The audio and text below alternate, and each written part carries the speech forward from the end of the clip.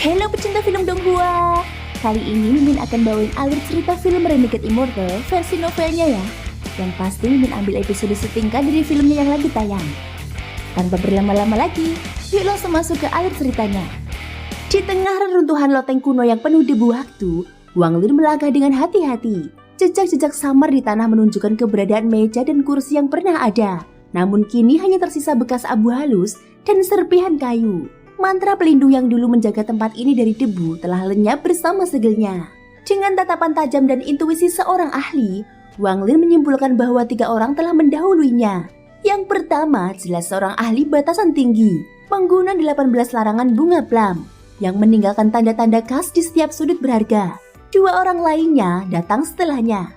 Gambaran mereka kasar dan sangat tergesa-gesa, mengambil apapun yang bisa diraih, bahkan merusak furnitur yang ada. Wang Lin kemudian melangkah lebih jauh ke dalam lorong yang panjang yang dilapisi pagar giok dan kolam kering. Wang Lin terus menemukan sisa-sisa larangan yang dilanggar secara paksa. Namun seiring ia melangkah makin dalam, jumlah pembatas yang tersisa semakin sedikit, hingga lorong itu pecah menjadi 3 jalur bercabang. Wang Lin berhenti. Dengan cermat ia menelusuri jejak di setiap jalur sebelum kembali ke titik awal. Lalu tanpa ragu, ia memilih satu jalan dan berlari. Setiap batasan rusak yang ia temui menjadi petunjuk bahwa orang sebelumnya telah menyerah, membuka peluang bagi Wang Lin untuk menemukan harta yang tersisa. Jalur yang ia pilih berakhir di sebuah rumpun bambu, dan di ujungnya berdiri pavilion yang misterius. Meja bundar, kendi anggur, dan 4 bangku menanti dalam keheningan mencekam. Tidak ada batasan yang tampak rusak di sekitarnya. Justru itulah masalahnya. Tempat ini, pusat dari semua batasan, gumam Wang Lin yang sebelumnya menyerah di sini. Pada saat ini Wang Lin duduk bersila, dia memulai pengamatan. Hari demi hari berlalu, mata Wang Lin merah, wajahnya tampak lelah, namun pikirannya tajam. Ia menghitung ribuan pola perubahan dalam batasan. Setiap upaya menyentuh pavilion memicu ledakan energi spiritual yang bisa melumat siapa saja dalam sekejap. Namun Wang Lin tidak menyerah. Selama 2 bulan ia terus menghitung, menyusun jalur aman, dan menyelami lautan variasi pembatasan. Hingga akhirnya ia berdiri. Peluangnya kini 50% untuk berhasil menerobos. Itu sebuah pencapaian yang luar biasa, bahkan bagi ahli berusia ribuan tahun. Pada saat ini langkah demi langkah Wang Lin ambil. 9 langkah pertama aman, tidak ada perubahan. Wang Lin melangkah 9 langkah lagi, dan kini ia hanya berjarak 60 kaki dari pavilion. Perjalanan sejauh ini, meski tampak singkat, itu memerlukan dedikasi 2 bulan penuh. Di hadapan pavilion yang menyimpan rahasia besar, Wang Lin berdiri tegak, tak hanya melangkah di antara batasan yang mematikan. Ia tengah berjalan di atas jalan menuju puncak penguasaan pembatasan. Langkah Wang Lin terasa ringan, namun penuh perhitungan. Di hadapannya terbentang medan batasan surgawi yang sangat kompleks. Setiap inci tanah bisa menjadi akhir dari hidupnya. Tapi ia tidak gentar. Ia telah menghabiskan 2 bulan penuh mempelajari pola batasan dan menyimpulkan satu hal. Di antara ribuan jalan kematian, selalu ada satu jalan keselamatan, meski terus berubah. Dari jarak 60 kaki, Wang Lin tidak langsung menerobos. Ia malah mundur beberapa langkah. Ia berputar, melangkah ke samping, dan kemudian maju kembali. Jalurnya melingkar rumit, namun penuh kepastian. Ia tahu 40 kaki terakhir akan menjadi ujian sebenarnya. Saat Wang Lin melangkah masuk ke dalam zona kritis, tanah di sekitarnya bergemuruh. Tornado hitam mendadak muncul, disertai sambaran petir yang menyambar liar. Angin mengguncang, langit menggelap. Petir hitam menyusuri badai seperti naga buas. Pada saat ini Wang Lin tetap tenang. Dengan gerakan presisi tinggi, ia menyelinap di antara kilatan petir, mengikuti jalur sempit keselamatan yang nyaris tak terlihat. Setelah 10 nafas penuh ketegangan, badai menghilang seolah tak pernah ada. Wang Lin pun menjejakkan kakinya di pavilion. Dahinya dipenuhi keringat dingin. Saat ia masuk, cahaya hangat menyelimuti area 100 kaki di sekelilingnya. Pemandangan berubah drastis, dari zona kematian menjadi taman damai. Gunung kecil buatan, rumput hijau, dan rumpun bambu mengelilingi tempat itu. Di tengah keheningan, suara tenang terdengar dari kehampaan, menyatakan bahwa Wang Lin kini berada atas gua ini selama ia masih hidup. Di saat yang sama, sebuah token kristal kecil melayang ke arah Wang Lin. Wang Lin segera mengambilnya. Lalu pandangannya jatuh pada sebuah kendi anggur di atas meja bundar. Batasan mengelilingi benda itu, namun jauh lebih lemah dibandingkan yang tadi ia lalui. Dengan teknik halus, Wang Lin menembus batasan kendi. Tangannya menembus pusaran riak, Mengambil kendi tersebut, beratnya menunjukkan bahwa ia tidak kosong. Saat tutupnya dibuka, aroma anggur surgawi menguar lembut. Hanya ada sebuah tetes anggur di dalamnya. Satu tetes saja, Wang Lin teguk tanpa ragu. Dan dalam sekejap tubuhnya memerah seperti bara. Energi spiritual surgawi menyebar deras dalam dirinya, membanjiri meridian dan dantian. Tubuh Wang Lin panas, pikirannya melayang. Ia tak mampu menahan rasa kantuk yang muncul, lalu tertidur dengan kendi anggur masih dalam genggamannya. 3 bulan telah berlalu, dan sampai genap 1 tahun. Sepanjang waktu itu, Wang Lin terlelap, tidur terdalam yang pernah ia alami selama ratusan tahun berkultivasi. Dalam tidurnya, energi spiritual dalam tubuhnya tumbuh cepat. Kristal iblis jantian meleleh dan menyatu dengan kekuatan surgawi yang mengalir deras. Sinar spiritual dari tubuhnya meresap keluar, memenuhi gua dengan energi yang begitu padat, hingga udara terasa hidup. Hingga suatu hari, Wang Lin membuka matanya. Ia bersendawa ringan, aroma anggur masih terasa.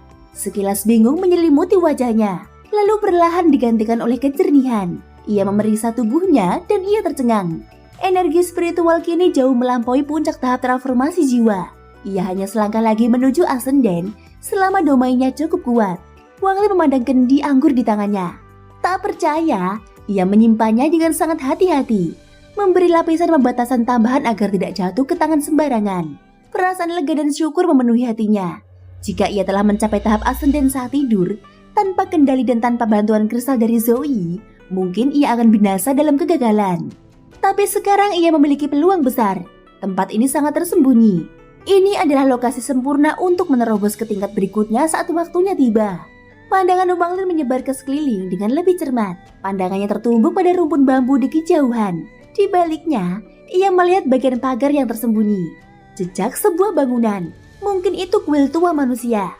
Alih-alih menyelidiki lebih jauh, Wang Lin malah mengeluarkan token kristal, memasukkan kesadarannya, dan seketika menghilang dari gua, membawa serta semua misteri dan kekuatan yang telah ia dapatkan. Ketika Wang Lin muncul kembali, ia berdiri di atas panggung batu yang baru saja ditinggalkan oleh pintu batu dan roh gua. Sekejap kemudian keduanya lenyap tanpa jejak, seakan tak pernah ada. Jika bukan karena bercak darah yang ditinggalkan Yao Sisu, Wang Lin mungkin sudah curiga ada kesalahan dalam proses pemindahan. Di tangannya saat ini, token kristal bersinar lembut. Selain menyimpan mantra untuk masuk dan keluar goa, token itu juga menyimpan sejumlah informasi penting. Setelah menyerapnya dengan cepat, Wang Lin segera melesat pergi mengikuti jalan naga terhormat. Ia menyusuri 11 platform dalam waktu yang singkat. Patung-patung batu yang sebelumnya disegel Yao Sisu tetap tak berubah. Kini dengan kultivasi di puncak tahap akhir transformasi jiwa, kecepatannya jauh melampaui sebelumnya. Seperti kilat, ia hanya butuh setengah bulan untuk kembali ke platform pertama. Platform itu terlihat kosong.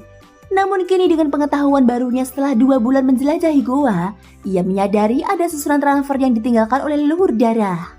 Wang Lin segera mengeluarkan 4 kantong penyimpanan milik Yao Sisu. Dahulu, ia mungkin kesulitan membukanya.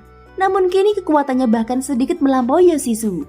Ia menyapu tangan kanannya, dan cahaya berwarna darah muncul dari masing-masing tas. Cahaya itu menahan indera ilahinya, tetapi tak mampu menahan tekanan kekuatan baru Wang Lin. Tas pertama dan kedua berhasil dibuka.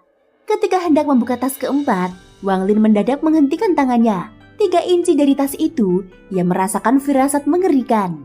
Cahaya darah di tas itu tampak normal. Tapi jika diperhatikan dengan sangat berhati-hati, terlihat garis ungu samar di dalamnya. Nyaris tak terlihat oleh mata telanjang. Ini bukan milik Yao Sisu. Bisa jadi ini milik ayahnya, leluhur darah, pikir Wang Lin dengan serius. Ia tahu jika ceroboh, bisa saja ia mati seketika karena jejak indera ilahi yang kuat yang tertanam di dalamnya. Wang Lin menarik kembali indera ilahinya dengan hati-hati. Saat ia melakukannya, cahaya darah di tas pun lenyap. Rasa kagum dan waspada pada leluhur darah tumbuh dalam dirinya. Pria itu terlalu licik. Bahkan penyusunan pil jiwa darah palsu untuk memancing orang lain adalah bagian dari permainannya. Wang Lin menyimpan tas berbahaya itu dan memeriksa 3 tas lainnya. Tas pertama berisi batu giok surgawi dalam jumlah besar. Jauh lebih banyak dari yang pernah ia miliki. Ia tahu batu giok surgawi akan menjadi sumber utama energi untuk mencapai tahap ascenden. Jumlah sebanyak ini adalah harta yang luar biasa. Tas kedua menyimpan lebih dari 1000 batu giok darah. Batu misterius yang memancarkan cahaya darah kuat. Wang Lin tahu kekuatan batu ini mampu menyegel, melindungi, dan bahkan menyerang jika digunakan dengan benar. Ia menghancurkan satu dan mengamati energi darah yang keluar. Ia tidak tahu cara mengaktifkan semua potensinya, namun percaya Yao Shisu bisa jadi kunci untuk mengungkapnya. Tas ketiga berbeda, penuh dengan barang pribadi, pakaian wanita, parfum, perhiasan, bahkan boneka. Namun ada satu benda yang langsung menarik perhatian Wang Lin. Pil jiwa darah. Pil itu disusun rapi. Ada lebih dari 10, tetapi hanya satu yang simbolnya masih berkedip. Yang lain tampak redup dan mati. Di samping pil itu, ada kompas kecil berwarna merah darah. Wang Lin segera mengambil kompas dan pil yang paling menyala. Ia menduga pil itu yang asli, sementara sisanya palsu. Kompas ini dulunya digunakan Yao Shisu untuk masuk ke tempat ini. Ia merasakan jejak indera ilahi Yao Shisu di dalamnya dan segera menghapusnya, menggantinya dengan miliknya sendiri. Di dalam kompas, terdapat formasi rumit yang terus berubah. Ia menyadari bahwa formasi ini harus disinkronkan dengan susunan transfer agar bisa bekerja. Dalam waktu 3 hari, Wang Lin memodifikasi formasi di dalam kompas dan susunan di platform. Namun dia tak berhenti di situ. Selama 30 hari berikutnya, ia menambahkan batasan-batasan tambahan. Kini siapapun yang mencoba masuk akan langsung dikirim kembali oleh susunan itu. Berulang kali, hingga ruang runtuh dan mereka terseret ke dalam kehampaan. Dan bahkan itu belum tentu cukup mematikan. Kalau ada yang nekat masuk, mereka akan menyesal. Gumam Wang Lin sambil tersenyum tipis. Wang Lin mengaktifkan kompas. Cahaya darah menyelimuti tubuhnya. Dalam sekejap, Wang Lin menghilang. Di sebuah gunung kuno, 1000 km dari kamp tentara, cahaya darah berkedip. Dan Wang Lin muncul kembali. Sinar matahari menerpa wajahnya. Udara segar, dunia terbuka di hadapannya. Ia mengamati dari kejauhan, nampak kota iblis kuno tampak tak berubah sejak ia pergi. Dengan kecepatan kilat, ia melesat ke arah camp. Namun tepat saat ia mendekat, hawa pembunuhan tajam meledak dari dalam perkemahan. Tatapan Wang Lin menajam. Pada saat ini suara menggelegar bergema dari camp tentara. "Pendatang, berhenti!" Kabut hitam segera membentuk penghalang di sekitar tembok perkemahan. Itu memancarkan tekanan mematikan. Di pusat camp berdiri 10.000 prajurit iblis bersenjata lengkap.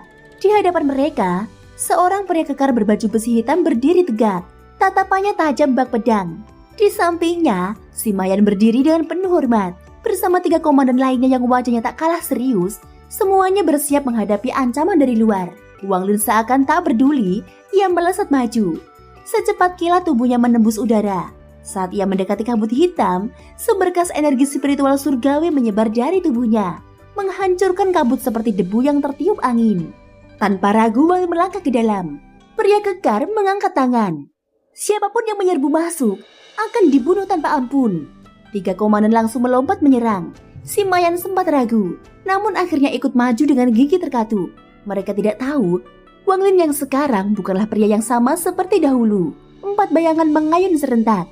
Energi spiritual iblis mereka mengerucut menjadi 4 binatang iblis besar. Serangan mereka dahsyat. Itu mematikan. Namun Wang Lin hanya berdiri diam, tatapannya tenang bahkan sedikit acuh. Dia membuka mulut dan berkata pelan, "Mundur!" Suara itu seperti guntur menggema di langit. Aura transformasi jiwa puncaknya menyelimuti udara. Komandan tingkat awal langsung gemetar. Wajahnya pucat, tubuh mereka menolak untuk maju. Komandan tingkat menengah pun merasakan tekanan besar dan segera melangkah ke samping. Dia tahu melawan pria ini adalah bunuh diri. Pada saat ini, Sima membeku. Dulu, ia sempat menentang Wang Lin. Sekarang, dia sadar betapa dekatnya dia dengan maut waktu itu. Ia hanya bisa menyesali kebodohannya. Di tengah lorong para prajurit iblis yang terbelah dua memberi jalan, Wang Lin melangkah masuk. Mereka yang mengenalnya mundur penuh hormat dan takut. Yang belum tahu siapa dia pun mengikuti, karena tak satupun komandan berani menyentuh pria ini. Lorong panjang terbuka, dan di ujungnya, pria kekar berbaju besi hitam masih berdiri. Wajahnya dingin, tapi tubuhnya mulai memancarkan tekanan serius. Wang Lin segera berjalan selangkah demi selangkah. Udara di sekitarnya membeku, suasana berubah dingin dan mencekam. Setiap langkah membuat tanah di bawahnya tertutup embun es. Pria kekar itu meraung dan melepaskan auranya. Namun seperti ombak yang menabrak gunung, aura itu tidak memengaruhi Wang Lin sama sekali. Wang Lin terus berjalan, dan tekanan darinya semakin berat menindih seperti gunung. Pria kekar mulai goyah. Dia ingin mundur, tapi tahu jika dia melakukannya, kehormatannya sebagai panglima akan runtuh. Namun bertahan pun membuat tubuhnya semakin dihimpit langit. Wang Lin mendekat. 20 langkah, 10 langkah. Pria itu tak tahan lagi. Keringat membasahi dahinya, Dan akhirnya ia tak mampu lagi bertahan. Dalam sekejap aura Wang Lin melonjak. Tubuhnya seperti dewa murka yang turun dari langit. Dalam 7 langkah terakhirnya, kekuatannya mencapai puncaknya. Pria kekar itu tahu ia dalam bahaya. Dia mengerahkan seluruh energi spiritual iblisnya dan menghantam ke depan. Suara ledakan besar mengguncang udara. Energi itu membentuk seekor kura-kura hitam raksasa dengan duri tajam dan ekor mematikan. Wang Lin melesat ke depan. Ibu jarinya terangkat dan jari kematian menghujam udara. Langit menjadi gelap. Energi spiritual iblis di sekitarnya diserap ke dalam jari itu. Beberapa prajurit iblis bahkan nyaris kehilangan nyawa jika tidak segera ditarik mundur oleh rekan mereka. Jari kematian menghantam ekor kura-kura. Retakan mulai menyebar. Tubuh kura-kura hitam mulai hancur perlahan-lahan. Tubrukan itu seperti benturan antara surga dan bumi. Kura-kura meledak dan pria kekar itu terlempar ke belakang. Baju besinya hancur. Darah menyembur dari mulutnya.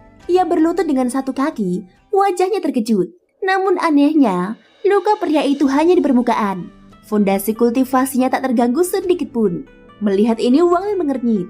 Kemudian dia berkata, mantra iblis itu memang luar biasa. Kemudian Wang Lin mengulurkan tangan ke belakang. Si Mayan langsung terseret ke depannya seperti boneka. Di mana pengikutku? Tanya Wang Lin suaranya dingin seperti angin musim dingin. Angin malam berembus tajam saat Sima berdiri di tepi tebing, memandangi lembah gelap di bawah sana. Tatapannya penuh dengan ketegasan. Tak jauh darinya, Wang Lin menundukkan kepala. Wajahnya tampak cemas. Laporan terakhir dari pengintai menyebutkan bahwa 13 ditahan di dalam gua bawah tanah di barat daya. Tempat itu dijaga ketat oleh pasukan klan Ji. Ucap Wang Lin. Suaranya nyaris tenggelam oleh deru angin. Sima mengangguk pelan. Jemarinya mengepal. Kita tidak bisa menunggu lebih lama lagi. Kita harus bergerak malam ini. Jika tidak, mungkin besok sudah terlambat. Ucap Sima. Tapi tempat itu merangkap di mana-mana. Dan para penjaganya bukan orang biasa. Sedangkan kita hanya berdua. Ucap Wang Lin dengan ragu. Aku tidak akan membiarkan 13 mati di tangan mereka. Potong Sima dengan suara dingin namun mantap. Matanya menyala tajam. Itu penuh tekad. Wang Lin, kita pernah masuk ke tempat yang lebih berbahaya dari ini. Ucap Sima lagi. Seketika itu pula, keduanya melompat turun dari tebing. Tubuh mereka bergerak cepat bagikan bayangan di bawah sinar rembulan. Sima berada di depan. Langkahnya gesit namun terukur. Setiap batu dan dahan seolah sudah dia hafal. Singkat cerita, begitu mereka mendekati mulut goa, Sima memberi isyarat untuk berhenti. Ada segel di depan goa. Sima berusaha membuka segel itu. Sedangkan Wang Lin berjaga di sampingnya. Dengan pedang di tangannya, dia berkata, aku akan menahan siapapun yang datang. Sima merentangkan telapak tangannya, energi spiritual berputar cepat di sekelilingnya. Cahaya biru kehijauan menyala lembut saat ia mulai meretas segel pelindung itu. Butiran keringat membasahi pelipisnya, namun ekspresinya tetap tenang dan fokus. Tak lama kemudian, suara retakan terdengar. Segel itu hancur perlahan dan pintu gua terbuka. Aroma lembab dan darah langsung menyergap hidung mereka. Cepat, ucap Sima. Mereka pasti sudah menyadari ini. Thank you guys sudah mendengarkan ceritaku di episode kali ini sampai akhir. Ikutin terus kelanjutan episode berikutnya ya. Semoga hari kalian menyenangkan. Sampai jumpa dan bye-bye.